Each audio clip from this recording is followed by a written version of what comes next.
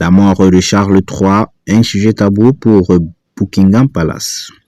Alors que Charles III continue son traitement contre le cancer, le silence de Buckingham Palace autour de sa maladie est de plus en plus discuté. Longtemps tenu secret, l'état de santé des monarques semble encore et toujours être un tabou, la preuve.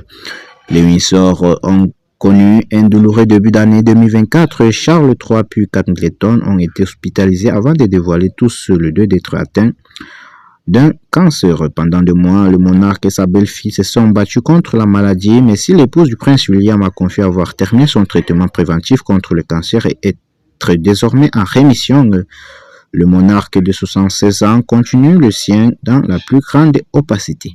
Si la nature de son cancer n'a jamais été révélée par le palais de Buckingham, aucune information n'a davantage été donnée sur la thérapie suivie. Seulement, sait-on que son traitement a été suspendu lors de sa dernière tournée royale en Océanie. L'immunothérapie, chimiothérapie, l'hormonothérapie, toutes sortes de modalités de traitement différentes sont avancées, mais strictement rien d'ébriété par Buckingham.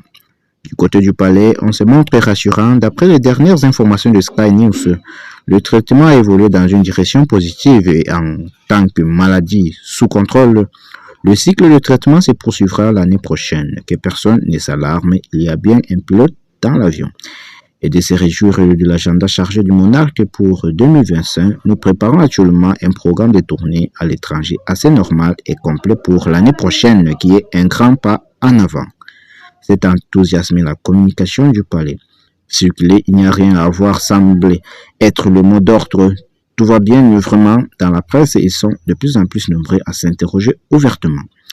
Le monarque est revenu de sa tournée en Australie et au Samoa épuisé. Il a l'air très fatigué lorsqu'on le voit de près, les yeux rouges et amaigris, a décrit une source qui l'a côtoyé. Le Times osait même écrire dans ses colonnes le 20 décembre dernier. Il est clair que le cancer a fait des ravages à la fois mentalement et physiquement sur le roi âgé de 66